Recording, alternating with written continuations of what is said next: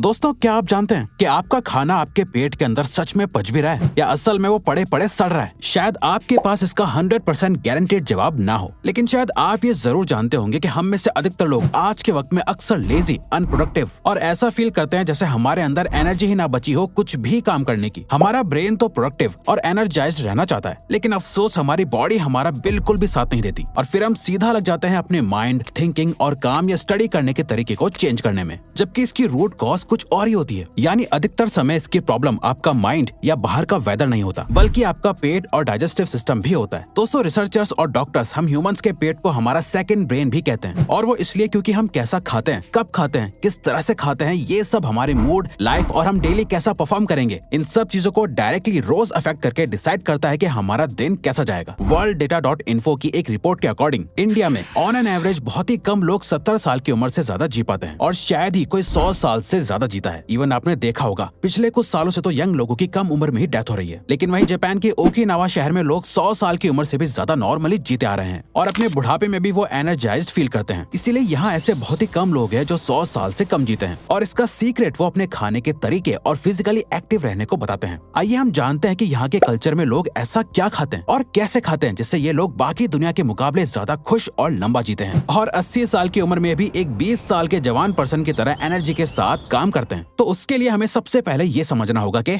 How your digestive system works, यानी इसके लिए हमें सबसे पहले अपने डाइजेस्टिव सिस्टम को अच्छे से समझना होगा।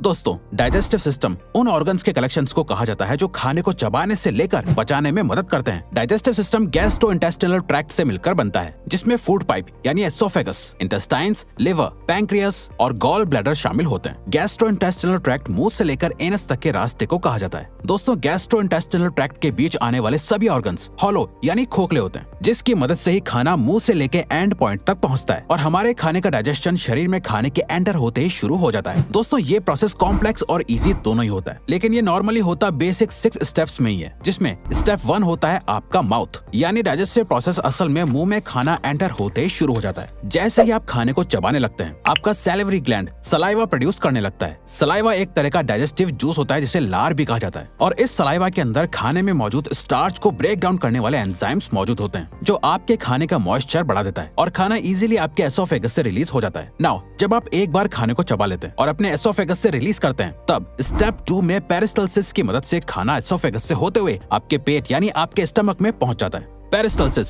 एसोफेगस में होने वाले मसल कॉन्ट्रैक्शन को कहते हैं, जिसकी मदद से ही खाना पेट में पहुंचता है। अब स्टेप 3 में जब आपका खाना आपके पेट में पहुंच जाता है, तब आपके पेट में कुछ एंजाइम्स रिलीज होते हैं, जैसे हाइड्रोक्लोरिक एसिड, म्यूकस और पेप्सिन। इन्हें गैस्ट्रिक जूसेस भी कहा जाता है। ये तीनों एंजाइम्स एक दूसरे के लिए कॉम्प्लीमेंट्री होते हैं, जो एक दूसरे के बिना अपना काम नहीं कर सकते। जैसे पेप्सिन खाने में मौजूद प्रोटीन को डाइजेस्ट करने में मदद करता है, लेकिन पेप्सिन की वजह से ही पेट का पीएच लेवल कम हो जाता है। इसीलिए पेट के पीएच को बढ़ाने और पेप्सिन को अच्छे से काम करने के लिए एक एसिडिक मीडियम की जरूरत होती है, जिसे हाइड्रोक्लोराइड एसिड कहते हैं। ये एसिड भी आपके स्टमक के अंदर ही बनता है। आपको बता दें कि हाइड्रोक्लोराइड एसिड बहुत ही ज्यादा स्ट्रॉन्ग एसिड होता है, जो पेट में परेशानी कर सकता है। इसीलिए स्टमक में म्यूकस नाम का एंजाइम भी रिलीज होता है। म्यूकस किसी सेल मेम्ब्रेन की तरह पेट को चारों तरफ से कवर कर लेता है। पेट में जलन और छाले यानी अल्सर जैसी परेशानियां भी इन्हीं एंजाइम्स के इम्बैलेंस की वजह से होती हैं। जब तीनों एंजाइम्स खाने के साथ मिक्स हो जाते हैं, तब इन्हें काइम कहा जाता है और इसके प्रोसेस को चर्निंग एक्टिविटी कहा जाता है। इस चर्निंग एक्टिविटी को करने के लिए पेट श्रिंक और एक्सपैंड होता रहता है। अब बारी आती है स्टेप 4 की, यानी आपके एक्सेसरी ऑर्गन्स,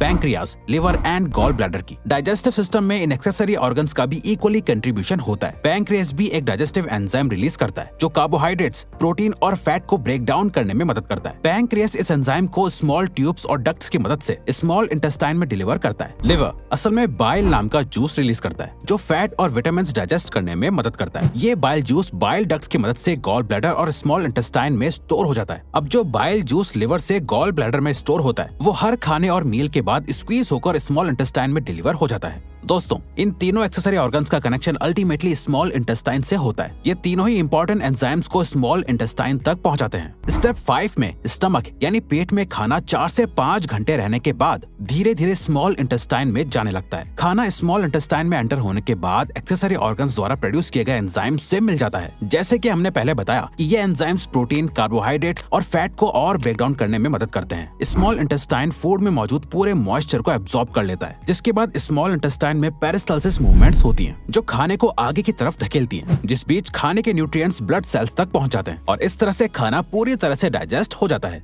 स्टेप 6 में दोस्तों, जो भी खाना स्मॉल इंटेस्टाइन में डाइजेस्ट नहीं हो पाता है वो लार्ज इंटेस्टाइन में डिलीवर हो जाता है। लार्ज इंटेस्टाइन में बैक्टीरिया होता है जो बचे हुए खाने को ब्रेक डाउन करता है और इस तरह से अल्टीमेटली वेस्ट का प्रोडक्शन होता है। तो दोस्तों, अब तक हमने खाने और डाइजेस्टिव सिस्टम के बारे में डिटेल में अच्छे से समझ लिया, लेकिन शायद अब आप सोच रहे होंगे कि जब ये प्रोसेस प्री डिफाइंड होता है, यानी पहले से ही डिसाइडेड होता है, तो लोगों को डाइजेशन में परेशानी क्यों होती है? दरअसल ऐसा लोगों की बैड ईटिंग हैबिट्स की वजह से होता है, जिसके बारे में अब हम आपको बताएंगे और साथ ही इसको आज इसे ठीक करने का बेस्ट सोल्यूशन भी देंगे। तो दोस्तों, आपका डाइजेस्टिव सिस्टम कुछ बैड ईटिंग हैबिट्स की वजह से खराब हो जाता है, जैसे कि खाने को अच्छे से ना चबाना, बिना फाइबर वाला खाना खाना, खाने के तुरंत बाद लेट जाना या सो जाना, खराब और प्रोसेस्ड खाना खाना, बाहर का जंक फूड खाना। और इतना ही नहीं बल्कि इसके अलावा डाइजेस्टिव सिस्टम कुछ खाने से अनरिलेटेड चीजों की वजह से भी खराब हो जाता है, जैसे ज्यादा stress, anxiety, chronic medical condition, particular तरह की मेडिसिन से और भी कई रीजंस। दोस्तों, जब आपका खाना सही से पचता नहीं है तो वो आपके ही पेट में सड़ता रहता है, जिससे आपको डाइजेशन से रिलेटेड अनगिनत प्रॉब्लम्स होने लगती हैं। अब इसे कैसे ठीक करना है, आइए जान लेते हैं। 6 best tips for a good and improve digestion.